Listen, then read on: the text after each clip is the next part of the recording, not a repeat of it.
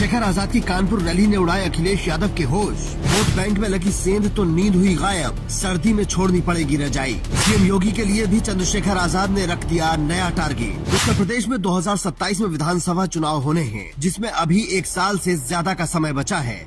उससे पहले पंचायत चुनाव होने हैं, जिससे समाजवादी पार्टी ने दूरी बनाने का फैसला किया है। हो सकता है समाजवादी पार्टी के नेता इतनी सर्दी में सड़कों पर न घूमना चाहते हो या फिर इसके पीछे कोई और वजह हो, लेकिन चंद्रशेखर आजाद ने इस सर्द महीने में राजनीति को गरमा रखा है। पहले मुजफ्फरनगर में महारैली करके ताकत दिखाई और अब ऑपरेशन सेंधमारी के तहत हर जगह रैली कर रहे हैं। इसी कड़ी में कानपुर के पालमपुर में चंद्रशेखर आजाद की रैली ने अखिलेश यादव और सीएम योगी के सामने कई सवाल खड़े कर दिए, क्योंकि चंद्रशेखर आजाद के लिए इस रैली का आयोजन पाल बघेल समाज के लोग करवा रहे हैं। इसका मतलब समझते हैं।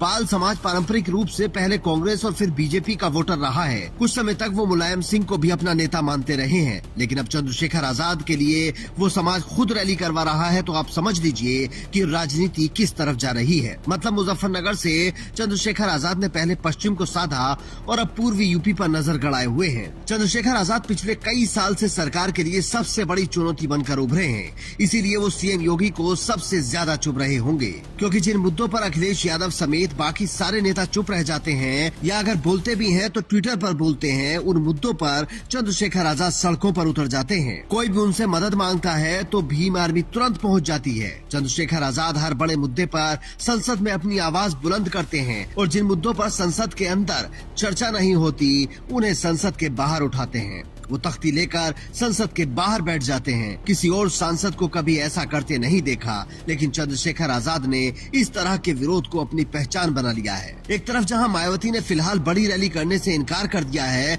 और अखिलेश यादव ठंड के मजे ले रहे हैं, दूसरी तरफ चंद्रशेखर आजाद ने 2027 के लिए अभी से बिगुल फूंक रखा है। सोचिए, पहले उन्होंने हर मंडल में प्रबुद्ध सम्मेलन किए, अब हर 3 मंडल की एक रैली कर रहे हैं और एरिया वाइज टारगेट कर रहे हैं। मुजफ्फरनगर में जितनी भीड़ आई थी उसे देखकर पहले से ही लोगों के होश खराब हो रखे थे।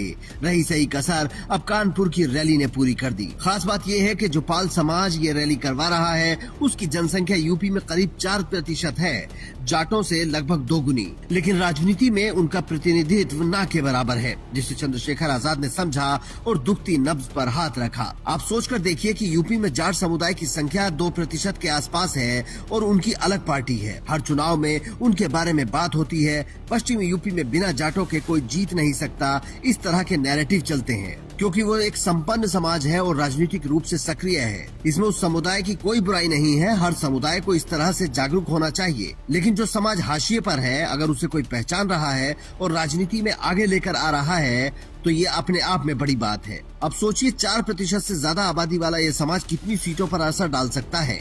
अब समझिए, चंद्रशेखर आजाद के साथ पहले से ही दलित और मुसलमान दिखाई देते हैं। उन्होंने गुर्जरों को भी बड़ी संख्या में अपने साथ जोड़ा है और अब एक और बड़ा तबका उनके साथ आ रहा है। तो अब उन लोगों को जरा रुककर सोचना पड़ेगा जो चंद्रशेखर आजाद को केवल दलितों का नेता कहते हैं।